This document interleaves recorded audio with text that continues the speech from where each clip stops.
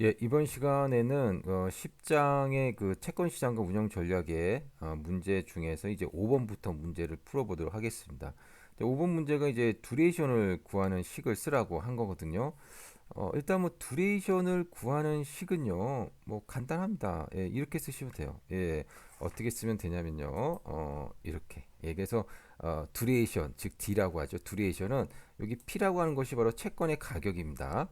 채권의 가격분의 채권의 가격에다가 시간을 곱해 준 겁니다. 자, 그러면 실질적으로 어떻게 쓰는지 한번 볼게요. 일단 채권의 가격을 써야 되는 거니까 채권의 가격을 쓰기 위한 그런 어떤 변수들이 이렇게 쭉 이제 나와 있습니다. 이것을 이용해 가지고 채권의 가격을 구하는 식을 한번 써볼게요. 예. 그래서 이렇게 쓰죠. 그래서 보니까 액면가가 1,000원이고 그 다음에 표면 이자율이 12%니까요.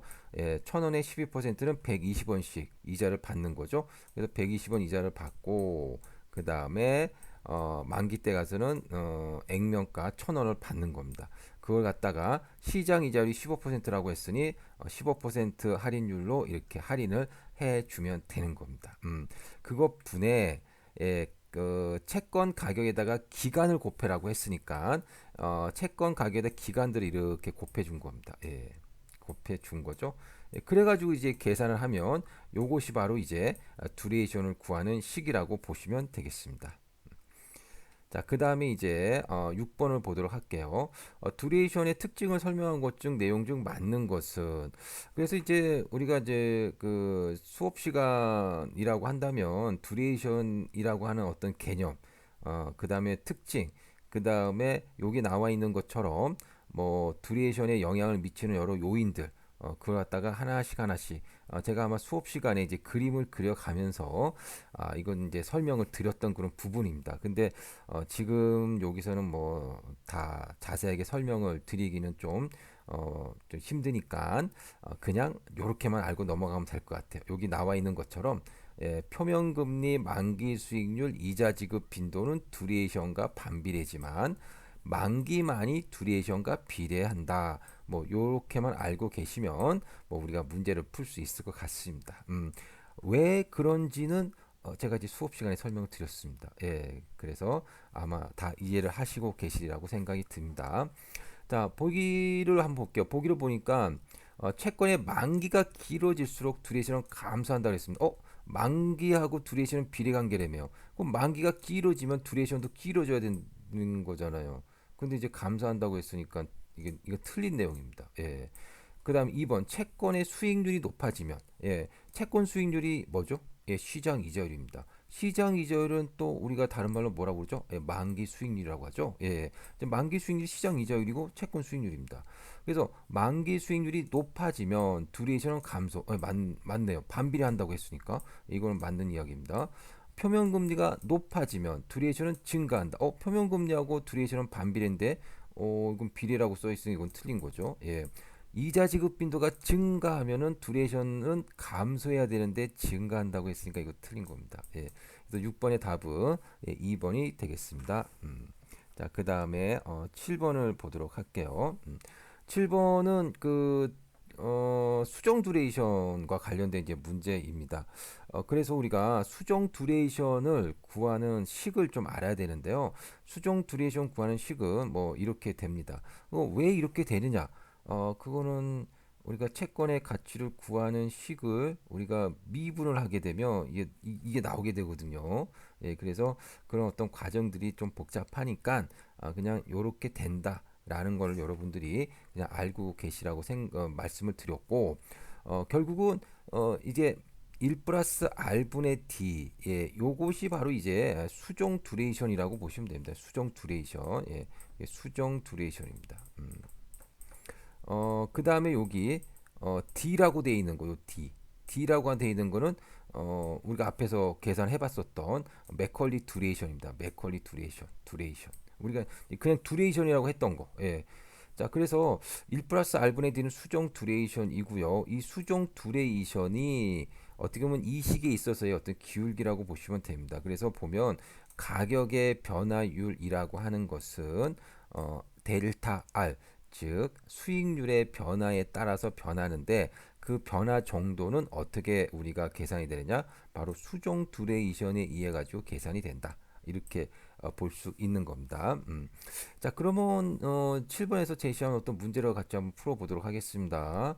그래서 이 문제를 풀기 위해서는 일단은 P가 우변으로 좀 넘어갈 필요성이 있겠습니다. 요 P가 그래서 이 P를 갖다가 우변으로 넘기게 되면 뭐 이런 식을 우리가 쓸 수가 있겠습니다.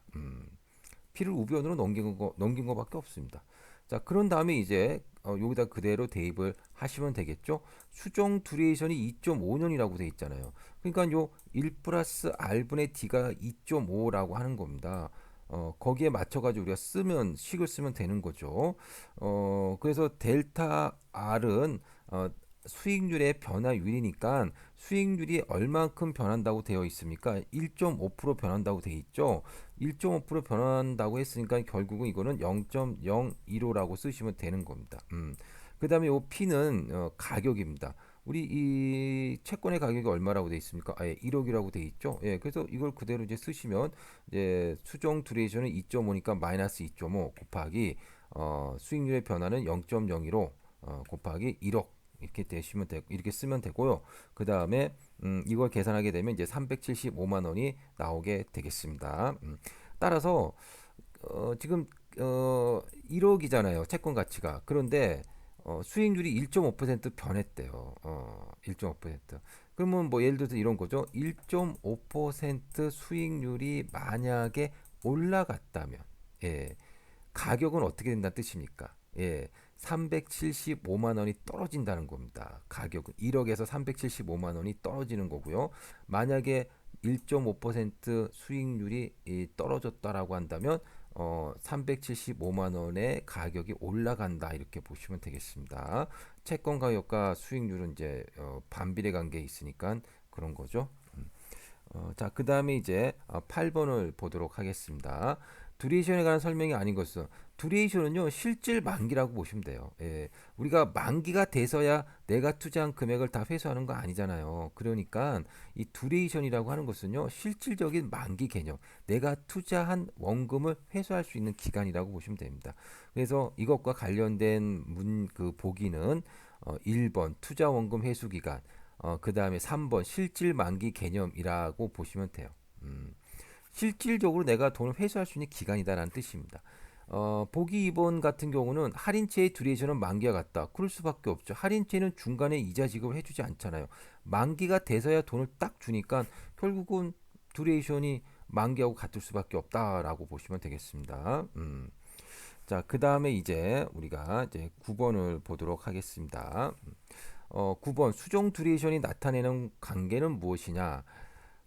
일단은 이 그림부터 한번 볼게요. 이 그림을 보시게 되면 이제 채권의 가격과 그 다음에 이 YTA는 이제 만기 수익률이라고 보시면 됩니다. 채권 수익률. 그래서 수익률과 가격과의 관계를 나타내니까 이런 식의 그래프가 나타나게 되는 거고요. 우리가 그 수정 듀레이션이라고 하는 것은요, 이렇게 채권 가격과 만기 수익률 관계를 나타내는 그래프에서 어떤 한 점에서의 접선의 기울기를 구한 겁니다. 그러니까는 결국 이 접선의 기울기는 미분하라는 뜻이고 결국은 수익률이 아주 미세하게 변했을 때 채권의 가격이 어느 정도 변하느냐 뭐 이거가 다 나타내는 거라고 보시면 됩니다. 결국 그 수정 듀레이션이라 하는 것은요, 이 채권 수익률, 수익률과 그 다음에 채권 가격과의 관계를 나타낸 겁니다.